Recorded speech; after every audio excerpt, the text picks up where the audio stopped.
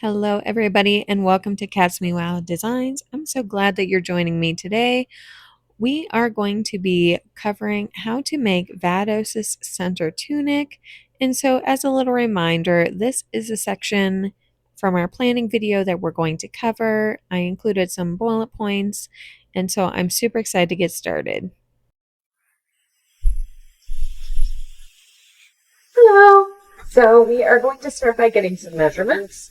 I am going to start by measuring how wide I want it to be. So I think I kind of want it about that wide. And now we also need to measure the length. So I'm going to measure from the neckline down.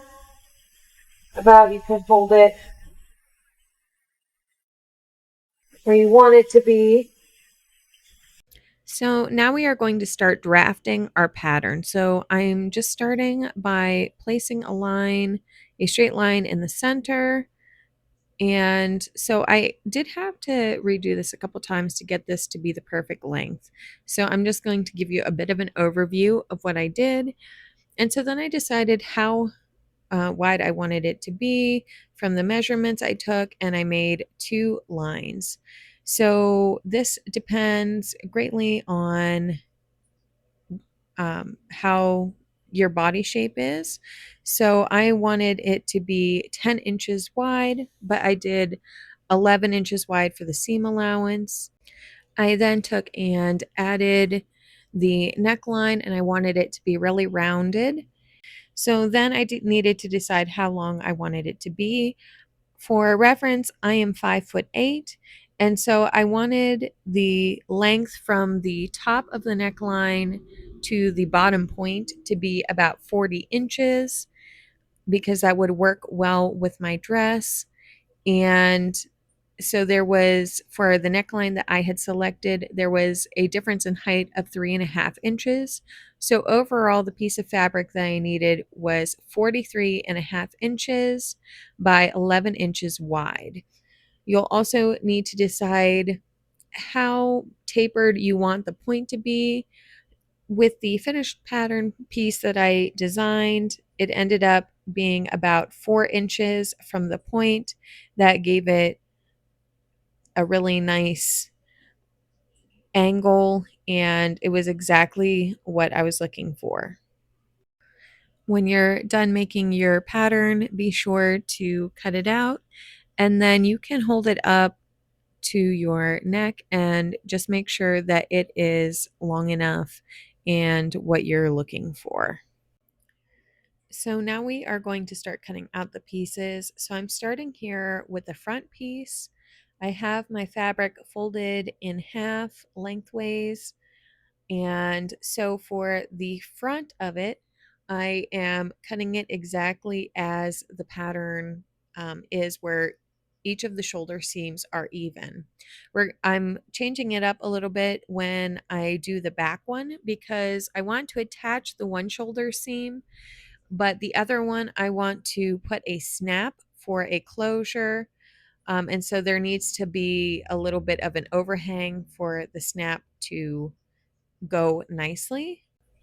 So now we are going to get our fabric out and we are going to do the cut for the back. And so for this one, I am extending it by 1.5 inches because I have a 1/2 inch seam allowance and I want that inch in there. And of course, I have Shenron's help because he wants to be my friend. So we're going to start by cutting out that extra little piece first. And so I'm cutting out 2 pieces of both the front and the back simply because I don't want it to be see-through and I want it to have a nice structure to it. And so that way it will lay properly against the dress. And once we are done with this, then we just need to cut out the pieces for the gold that goes around it. So one of the huge difficulties that I had was finding a gold that was a proper color. I ordered several different types of ribbon from Amazon, and none of them were the antique gold that I was looking for.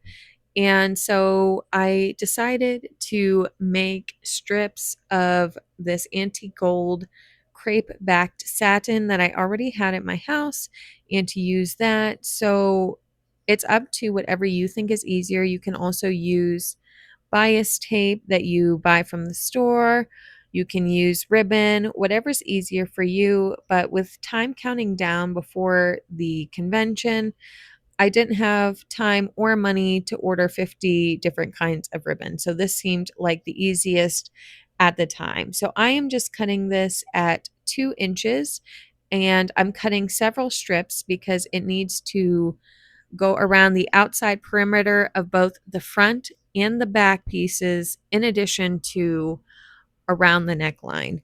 And let me tell you, when we get to that neckline, that is what gave me some serious problems, but we'll get to that part in a second.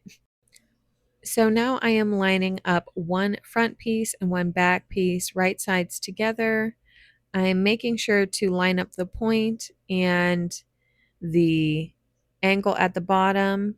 And so you're going to want to sew the shoulder seam where they line up, not the one that has the overhang. We're leaving that one open for the snap. So you want to do this with both of those pieces. So here I am just sewing those pieces together, and then you are going to set one of the sides aside because that's going to be the interior. And now we are going to start putting the gold edging on one of those front and back pieces we just sewed together. So if you decide to use ribbon or bias tape, you don't have to do this step, but since I was using strips of fabric and I didn't want any raw edges, I started by making a 1 inch line from the edge using a washable fabric pencil. And so this would help give me the placement of where I wanted to rest the ribbon down.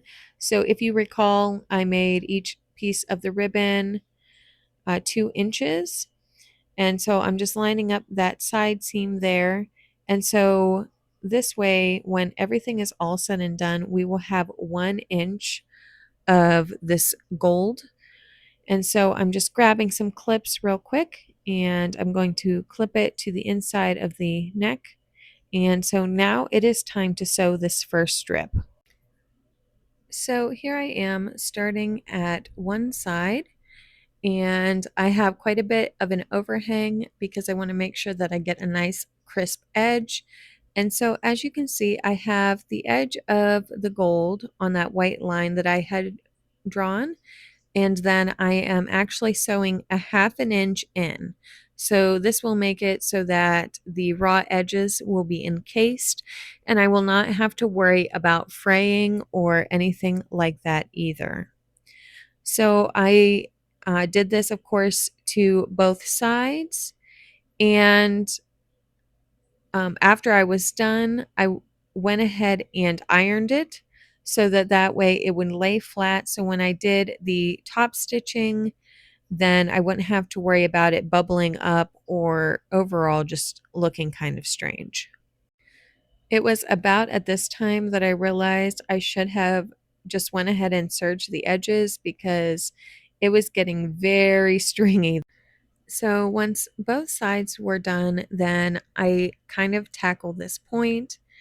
And so just like I did on the sides, I am making a line 1 inch from the edge either place. You can try to miter, do like a miter cut or uh, fold here, especially on the point. I, however, liked the look of it overlapping better. That was just my preference. I thought that it elevated the look. So once you get your line, you can take your ribbon or whatever and or fabric in this case and go ahead and sew it on a 1/2 inch from the edge just like you did the other way. And so I made sure that I did the overlap the same both on the front and the back. So now I'm just taking and top stitching around, And so because I have both sides and the bottom done, I can just do one continuous line of sewing. And so this to me was important because just in case it somehow did fray, even though the edges were encased, I wanted it to be sturdy and strong as well. And so this really helps to prepare us for the next step. But at this point, we only really need to sew where the fold is currently because we have to add the backing before we can do the second line of top stitching around the outside edge. Once it's done, as you can see here, I'm taking the outside piece and what will be the lining, and I'm lining up the points and the shoulder seams because now we are going to sew around it. So you want to make sure that everything lines up perfectly. Add a couple clips if that is your jam, and then we are going to start this super long sewing section because we're sewing over 80 inches just on one side. So I'm starting here, going across the shoulder area that lines up perfectly and then going down the side. We are sewing around everything except for the neckline because I need somewhere to be able to turn it right side out. And it occurred to me afterward that if I did it any other way, there would be no way for me to turn it right side out. So this was kind of my solution. But in the end, that did cause some issues. So what I ended up doing was taking one of my extra 2-inch pieces that was left over, and I sewed it a half an inch away from the edge. And no matter how many times I tried to stitch it with a sewing machine to wrap it around and close it and basically create a bias tape, it didn't look right. So in the end, I had to hand stitch it closed so that way there would be no raw edges. But in the end, while it's not perfect, I am proud of how it looks. So now I'm just taking and top stitching that section. I did try to iron it, but for some reason it didn't want to iron exactly. And then I top stitched the outer section of it. So that way that part was all done. Now we just need to add the closure and the vinyl details, and we are done, thank goodness, with this project. Honestly, I did not expect it to take as long as it did, but I probably have from drafting to it being done, I probably have about 12 hours just in this part alone because this neckline, especially, I took out probably 4 or 5 times. And so it was kind of a lot, but I'm really proud of the end result. So now it's time to add the snap. So here I am just measuring how big that opening was and how far in I wanted to put the snap. And so I'm just marking it with my water soluble pencil. And once I figure out exactly how far in I want it, we have another kitty friend as a bonus. Then we can start by taking our awl and making a hole. Then we're going to need 2 of the tacks, 1 female and 1 male part of the snap. I'm going to put the tack in first and then do the male part on the part that shows. So you want the actual snap to be facing down. And then on the side that is going to overlap, you want the snap part facing up. That way it doesn't get all twisted. So here I am writing the neckline and pressing so that way it has the circle there that I can see so I know where to make my hole for the next one. Then here I am just testing the snap a couple times to make sure it's going to hold together. Now we are going to move on to the circles. So here I am just measuring how wide across so that I know how big to make the circles for the bottom. And so for me, the finished product measured about 12 inches. And so in the end, I decided on about 5.5, and that seemed to work pretty well for me. The rectangle that's at the center top, I made about 15 inches long and 2.5 inches wide. So let's go ahead and have the Cricut cut that out for us. So here I am going to go ahead and load my white HTV mat into my Cricut, and then it can cut out the 4 white circles that we need, 2 for the front, 2 for the back, and then I'm going to have it cut out 2 orange circles, 1 for the front and 1 for the back. And then, of course, the most important step is to be sure that you remember to weed the excess vinyl out of the way, because you don't want a giant rectangle where there's supposed to be a circle. Trust me, you don't want that to happen. So now that everything is cut out, I am just first starting with that large rectangular piece at the top, making sure it's even on both sides, covering with some butcher paper, and using my Easy Press Mini to apply it.